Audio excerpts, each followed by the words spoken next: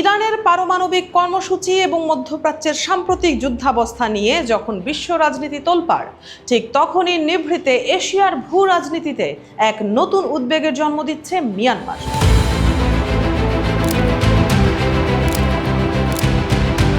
দেশটির দীর্ঘদিনের পারমাণবিক কর্মসূচির গুঞ্জন ও সন্দেহ এখন আর কেবল জল্পনা কল্পনার মধ্যে সীমাবদ্ধ নেই।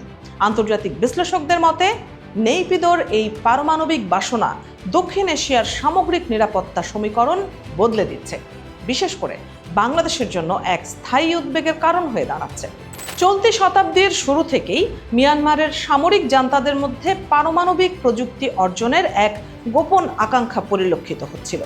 দীর্ঘদিন এই বিষয়ে মুখে কুলুপ এঁটে থাকলেও বিগত 2025 সালে এসে জান্তা সরকার প্রথমবারের মতো স্বীকার করে যে তারা দেশে একটি ছোট আকারের নিউক্লিয়ার পাওয়ার প্ল্যান্ট বা পারমাণবিক বিদ্যুৎ কেন্দ্র স্থাপন করতে যাচ্ছে। যথারীতি অন্যান্য দেশের মতো তারাও দাবি করেছে যে এই প্রযুক্তি কেবল চিকিৎসা সেবা ও বিদ্যুৎ উৎপাদনের মতো শান্তিপূর্ণ কাজে ব্যবহার করা হবে। মিয়ানমারের এই উচ্চাভিলাষী যাত্রায় প্রধান সারথি হিসাবে আবির্ভূত হয়েছে রাশিয়া। গত বছরের 5 মার্চ দুই দেশের মধ্যে এই সংক্রান্ত একটি আনুষ্ঠানিক চুক্তি স্বাক্ষরিত হয়, যা আন্তর্জাতিক মহলে নতুন করে সন্দেহের জন্ম দেয়। তবে রাশিয়ার সঙ্গে মিয়ানমারের এই পারমাণবিক সখ্যের ইতিহাস খুব একটা নতুন নয়, বরং এর শেকড় আরও গভীরে প্রথিত।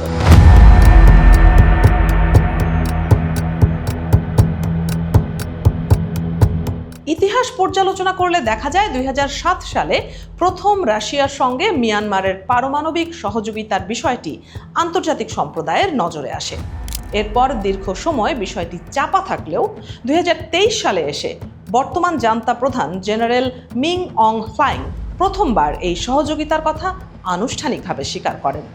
একই বছরের ফেব্রুয়ারি মাসে রাশিয়ার রাষ্ট্রীয় পারমাণবিক সংস্থা রোসাটাম মিয়ানমার সরকারের সাথে একটি আন্তঃসরকারি চুক্তি সম্পন্ন করে।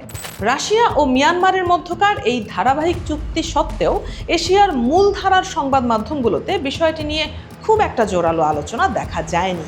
এর অন্যতম প্রধান কারণ ছিল প্রয়োজনীয় ও নির্ভরযোগ্য তথ্য উপাত্তের চরম ঘাটতি। তবে গত বছর জানুয়ারি মাসে মার্কিন বিচার বিভাগের একটি চাঞ্চল্যকর তথ্য আন্তর্জাতিক অঙ্গনকে নাড়া দিয়ে ওঠে। সে সময় নিউ ইয়র্কের একটি আদালতে 60 বছর বয়সী এক জাপানি নাগরিককে মিয়ানমার থেকে পারমাণবিক দ্রব্যাদি পাচারের চেষ্টার অভিযোগে অভিযুক্ত করা হয়। থাইল্যান্ডের নিরাপত্তা বাহিনীর সহায়তায় মার্কিন গোয়েন্দারা ওই ব্যক্তিকে আটক করতে সক্ষম হয়েছিল। যদিও এই ঘটনায় মিয়ানমার সরকারের সরাসরি কোনো সম্পৃক্ততার প্রমাণ মেলেনি, তবুও এই ঘটনা দেশটির পারমাণবিক তৎপরতার গোপন রূপটি উন্মোচন করে দেয়। দর্শক, মিয়ানমারের ভূগর্ভে বিপুল পরিমাণ ইউরেনিয়ামের মজুদ থাকার তথ্যটি বহু পুরনো এবং আন্তর্জাতিকভাবে স্বীকৃত। তবে সেই প্রাকৃতিক সম্পদ উত্তোলন এবং তা প্রক্রিয়াজাতকরণের মতো আধুনিক প্রযুক্তি দেশটির সামরিক বাহিনীর আয়ত্তে আছে কিনা তা নিয়ে বরাবরই সংশয় ছিল। সন্দেহ দূর করতে বিগত কয়েক বছর ধরে বিপুল সংখ্যক মিয়ানমার সেনা কর্মকর্তাকে উচ্চতর প্রশিক্ষণের জন্য রাশিয়ায় পাঠানো হচ্ছে। মিয়ানমারের জান্তারা কেবল রাশিয়ার প্রযুক্তির ওপরই ভরসা করে বসে নেই, বরং এই প্রকল্পের পেছনে উত্তর কোরিয়ার হাত থাকার বিষয়েও জোরালো সন্দেহ রয়েছে। 2009 সালে অস্ট্রেলিয়ার একটি শীর্ষস্থানীয় সংবাদপত্রের 2 অনুসন্ধানী সাংবাদিক দাবি করেছিলেন যে মিয়ানমারের পারমাণবিক প্রকল্পে পিয়ংইয়ং গোপনে প্রযুক্তিগত সহায়তা দিচ্ছে। তৎকালীন সময়ে সুচির সরকারের ওপর মার্কিন চাপের কারণে উত্তর কোরিয়ার সঙ্গে সম্পর্ক কিছুটা শিথিল হলেও সাম্প্রতিক সময়ে জান্তা সরকার সেই সম্পর্ক আবার জোরালো করেছে। আমেরিকার গোয়েন্দা নথিতে দেখা যায় প্রায় 1.5 দশক আগে উত্তর কোরিয়া থেকে মিয়ানমারগামী একটি বড় কার্গো জাহাজকে আন্তর্জাতিক জলসীমায় পথরোধ করে ফেরত পাঠাতে বাধ্য করেছিল মার্কিন নৌবাহিনী।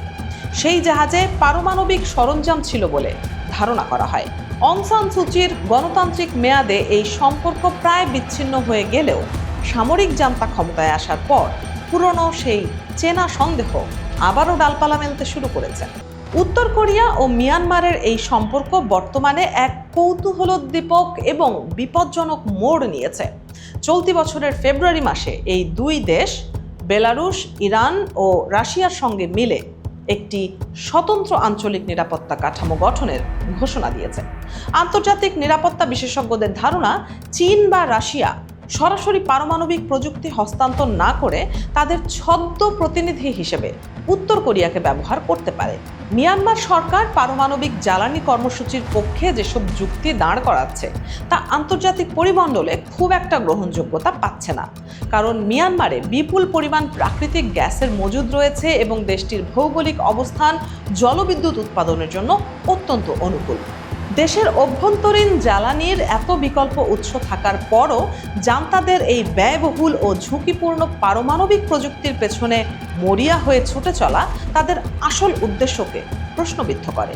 একদিকে দেশের ভঙ্গুর অর্থনীতি এবং অন্যদিকে পারমাণবিক খাতের পেছনে দশকের পর দশক ধরে কোটি কোটি ডলারের বিনিয়োগ সামরিক নেতাদের সামরিক অভিসন্ধির দিকেই ইঙ্গিত করে। 2016 সালে সুচির আমলে মিয়ানমার পারমাণবিক পরীক্ষা নিষিদ্ধকরণ চুক্তি অনুমোদন করেছিল এবং পরবর্তী সময়ে পারমাণবিক অস্ত্র বিরোধী চুক্তিতেও স্বাক্ষর করেছিল। কিন্তু 2021 সালের সামরিক অভ্যুত্থানের পর সেই সব আন্তর্জাতিক অঙ্গীকার এখন কেবলই কাগজের দলিলে পরিণত হয়েছে। মিয়ানমারের ভেতরের অনেক রাজনৈতিক বিশ্লেষক মনে করেন উত্তর কোরিয়ার মডেলটি জান্তা সরকারের নীতি নির্ধারকদের গভীরভাবে অনুপ্রাণিত করেছে। উত্তর কোরিয়া যেভাবে পারমাণবিক সক্ষমতা অর্জন করে পশ্চিমা শক্তির চোখ রাঙানি উপেক্ষা করে টিকে আছে, নেপিদোর সামরিক নেতৃত্ব নিজেদের ক্ষমতা চিরস্থায়ী করতে একই পথকে একমাত্র টেকসই বিকল্প ভাবছে। নেপিদোর এই রুশ চীন ঘেঁষা নীতির কারণে স্বাভাবিকভাবেই ওয়াশিংটন ও ইউরোপীয় ইউনিয়ন এই প্রকল্পের তীব্র বিরোধিতা করে আসছে। মার্কিন গণমাধ্যমগুলোর প্রতিবেদন অনুযায়ী আন্তর্জাতিক পরমাণু শক্তি সংস্থা বা IAEA এর কাছে মিয়ানমারের পারমাণবিক চুল্লির নিরাপত্তা প্রটোকল নিয়ে জানতে চাওয়া হলেও কোনো সদুত্তর মেলেনি। এমনকি রাশিয়ার রোসাটাম এই অঞ্চলে ইউরেনিয়াম সমৃদ্ধকরণের কাজ করছে বলেও অভিযোগ উঠেছে। আন্তর্জাতিক সামরিক জার্নালগুলোতে প্রকাশিত তথ্য ও গুগল আর্থের স্যাটেলাইট চিত্র বিশ্লেষণ করে দেখা গেছে মিয়ানমারের মধ্যাঞ্চলের পূর্ব মান্দালে এলাকায় বিশাল আয়তনের আন্ডারগ্রাউন্ড টানেল বা সুড়ঙ্গ নির্মাণ করা হয়েছে। ধারণা করা হয় এই সুড়ঙ্গগুলো পারমাণবিক গবেষণাগার বা অস্ত্রাগার হিসেবে ব্যবহারের জন্য তৈরি করা হচ্ছে। কয়েক বছর আগে দক্ষিণ এশিয়ার দুজন নিখোঁজ পারমাণবিক বিজ্ঞানীর সেখানে আশ্রয় নেয়ার খবর এই সন্দেহকে আরও বাড়িয়ে দেয়। বর্তমানে বিশ্বের অন্তত 9টি দেশের হাতে পারমাণবিক অস্ত্র রয়েছে এবং বিশ্ব রাজনীতির বর্তমান প্রেক্ষাপটে আরও অনেক দেশই এই ক্ষমতা অর্জনের চেষ্টা করছে। পরাশক্তিদের এই অস্ত্রের প্রতিযোগিতার মাঝে মিয়ানমারকে থামানো বৈশ্বিক কূটনীতির জন্য এক বড় চ্যালেঞ্জ। তবে সবচেয়ে বড় উদ্বেগের বিষয় হলো মিয়ানমার সেনাবাহিনীর নিজস্ব জাতিগত নিপীড়নের ইতিহাস। নিজেদের দেশের ভেতরে থাকা ছোট ছোট জাতিগোষ্ঠী ও গণতন্ত্রপন্থীদের ওপর তাতমাদো যেভাবে বছরের পর বছর ধরে দমনপীড়ন ও গণহত্যা চালাচ্ছে, তাতে তাদের হাতে এমন মারাত্মক প্রযুক্তি যাওয়ার অর্থ হলো বিশ্ব মানবতার জন্য এক চরম হুমকি। বিশ্ব জনমতকে তোয়াক্কা না করার এক চিরস্থায়ী রক্ষা কবচ হিসেবেই সামরিক জান্ত্রারা এই মারণাস্ত্রের মালিক হতে চাইছে। এই পুরো ভূরাজনৈতিক প্রেক্ষাপটটি দক্ষিণ এশিয়ার একমাত্র পারমাণবিক অস্ত্রহীন দেশ বাংলাদেশের জন্য এক ভয়াবহ নিরাপত্তা ঝুঁকি তৈরি করছে। বাংলাদেশের 3 দিকে রয়েছে পারমাণবিক শক্তিধর ভারত, যার বর্তমান রাজনৈতিক গতি প্রকৃতি প্রায়ই উদ্বেগের জন্ম দেয়। এর ওপর যদি পূর্ব সীমান্তে বাংলাদেশ বিদ্বেষী বার্মার তাতমাদো বাহিনী পারমাণবিক সক্ষমতা অর্জন করে, তবে বাংলাদেশ চিরতরে এক সামরিক বেড়াজালের মধ্যে পড়ে যাবে।